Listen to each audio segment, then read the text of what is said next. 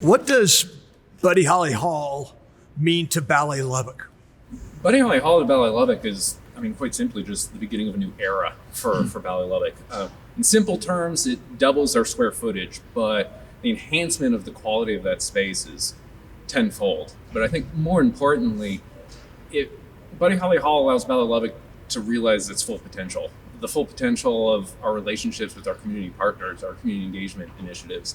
And I think what's most exciting is putting Ballet Lubbock in proximity to Charles Adams Studio Project, to Luca, to the Symphony, to restaurant and a world-class facility, world-class stage. And in simple terms, it's going to create that energy and vibrancy, that proximity that is everything that we all talk about. That energy that is the quality of life that great cities or great places you want to live is. So. In all the ways, Buddy Holly Hall is the stage for great things to come. Councilwoman Joy, during the middle of the pandemic last year, we reopened the Burl Huffman complex, athletic complex. You were a driving force behind that. What does that mean to our kids? But maybe more importantly, what does it mean to the region? What does it mean to business in our community? It means for our kiddos who play soccer that they can do that here in Lubbock, that they don't have to go to Dallas. We have great sports teams here in the city and all of the high schools, and it gives them an opportunity that they didn't have before this great world-class facility was renovated. We live about 120 miles from Amarillo, from Midland, from Odessa, from Clovis, and from Hobbs, New Mexico, and it's 140 miles to Abilene.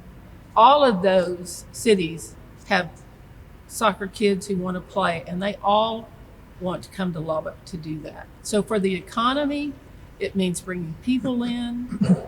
They go to our restaurants, they shop in our stores, and they spend their nights with us. And so it's exciting for our kids to have that facility here and for them to have the opportunity to have the big tournaments that we've not been able to have. As we start to ramp up this year, what kind of programming can we expect at Buddy Holly Hall?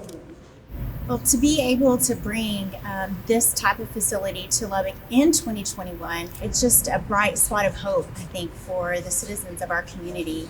And it's just a magical place to be when you walk in the doors. And you'll see everything from events hosted by our partners, Lubbock ISD, Ballet Lubbock, spectacular shows from the Lubbock Symphony Orchestra, comedians, concerts, all kinds of things lined up for the spring and summer. And then we really get rolling with the national touring productions in the fall of 2021.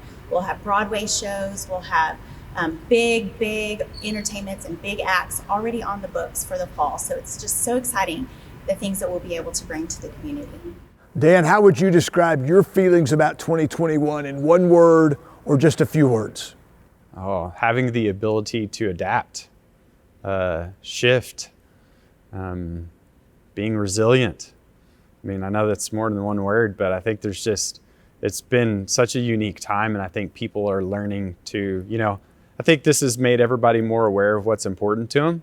And so I think that, I think those things will change how things go from forever.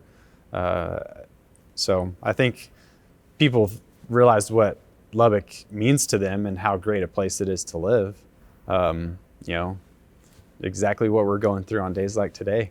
Robert, there are a lot of great things going on in downtown Lubbock. I want to center in on the things going on down 13th Street, from Citizens Tower to what will be the new South Plains College downtown center to the proposed Civic Park. Talk about that a little bit, please. When you speak of 13th Street, of course, first thing that comes to mind, you got the new City Hall. Well, what did that do? Well, you can look at it and tell what it did, and it's much more functional, beautiful building, but it also created a double win. The old City Hall, purchased by South Plains College, now under renovation, and soon we'll have 2,000 to 2,500 students. What does that mean to downtown Lubbock? Well, that's automatic activity. But aside from that, you got faculty, and you got support staff, they all start searching for some place to live close to work. And once again, there's a demand for living in downtown Lubbock anyway. But you put all that on top of it, and there's a lot of projects that you'll see we'll make now for heads and beds. But you go down 13th Street and Civic Park, and this all ties together because urban living is unique, and it's something probably we're not used to in Lubbock, but you see it in other cities. And there's a lot of people really like urban living.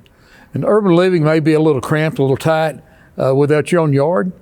And that really means that that's where a civic park really comes in, not only to serve the people that live in a downtown area, but to serve everybody in every part of town. So I think it's very, very important that we tie all this together and understand it as one of those things that's booming in Lubbock, in downtown Lubbock. You got the booming area with Buddy Holly Hall, obviously, and the arts, that's creating a lot.